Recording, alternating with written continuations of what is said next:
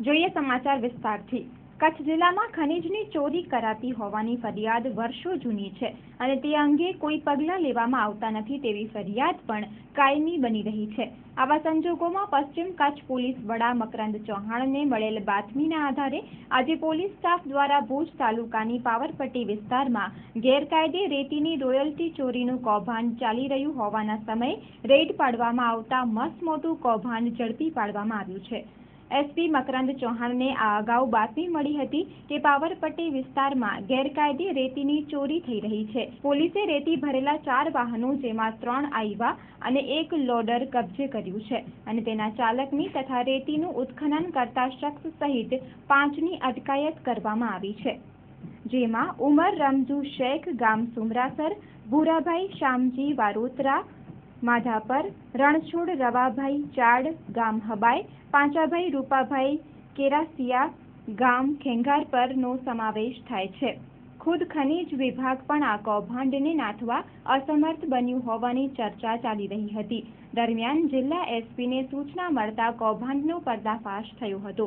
LCB police દ્વારા ગુપ્ત રીતે રેતીની હેરાફેરી કરતા વાહનો પર વોચ ગોઠવવામાં આવી હતી। દરમિયાન હબાય સીમમાં આવેલ નદીમાંથી રેતી ભરીને જતા વાહનો અટકાવતા ખાણ ખનીજ વિભાગની રસીદ માંગવામાં આવી હતી, જે ઉપલબ્ધ ન હોતા પોલીસે તેઓને કબજે કર્યા હતા। પોલીસે આ અંગેની વિધિવત કાર્યવાહી હાથ ધરીને ઉત્ખનન કાર્યવાહીમાં સંડોવાયેલા નામોને શોધવા માટેની તપાસ આદરી દીધી છે।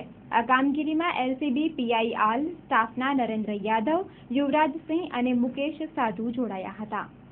આજરોજ અમારી એલસીબીની ટીમ દ્વારા બાતમી રાય હકીકત મળેલી કે લોડાઈ વિસ્તારમાં અમુક રેતીનું ખનન થયું છે, જે આધારે બાતમી વોચ આધારે ત્યાં જઈને તપાસ કરતા ત્યાં સ્થાનિક જગ્યા ઉપરથી 3 આઈવા ડમ્પર અને 1 લોડર મળી આવેલ છે, જેઓની પ્રાથમિક પૂછપરછ કરતા તેઓ ઉમર રમઝુભાઈ શેખ ગામ સુમરાસરવાળો પોતે લોડર ચલાવે છે, ભૂરાભાઈ શામળાભાઈ વરોતરા આહિર જે પણ આઈવાના ડ્રાઈવર છે, રણછોડભાઈ આહિર જે આઈવાના ડ્રાઈવર છે, પાંચાભાઈ કેસરી આઈવાના ડ્રાઈવર છે, જેઓને પકડી તેઓની પાસે એક ડમ્પરમાં 15 ટન રેતી હતી 3750ની કિંમતની તથા કુલ 4 જે વાહનો છે એના 30 લાખની કિંમતના અને લોડર 5 લાખ એમ કુલ 35,03,750નો મુદ્દામાલ સીઆરપીસી 41(1)D મુજબ 102 મુજબ કબજે કરી અને આગળની તપાસ પદ્ધર પોલીસને આપી અને આગળની તપાસમાં આ લીઝ માલિક કોણ હતા, કઈ રીતના ખનન કરતા હતા, એની વધુ તપાસ પદ્ધર પોલીસ સ્ટેશન દ્વારા કરવામાં આવશે। એ જે તપાસમાં ઇન્વેસ્ટિગેશનમાં આગળ પૂછપરછ થશે એ રીતના ખબર પડશે।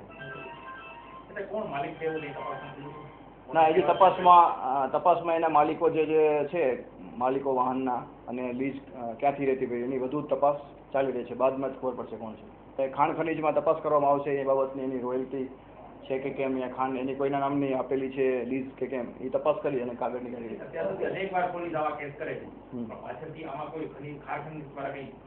થતી હોય છે ઘણીવાર। લાસ્ટ ટાઈમ ગયા વર્ષે જ એકવાર પોલીસ દ્વારા પણ આવી ચોરીની તપાસ કરીને ફરિયાદ દાખલ કરે છે। ખાણ ખનીજ દ્વારા પણ વારંવાર એની તપાસ કરી અને જો ગેરકાયદેસર ખનન હોય તો એની કાર્યવાહી કરતા હોય છે।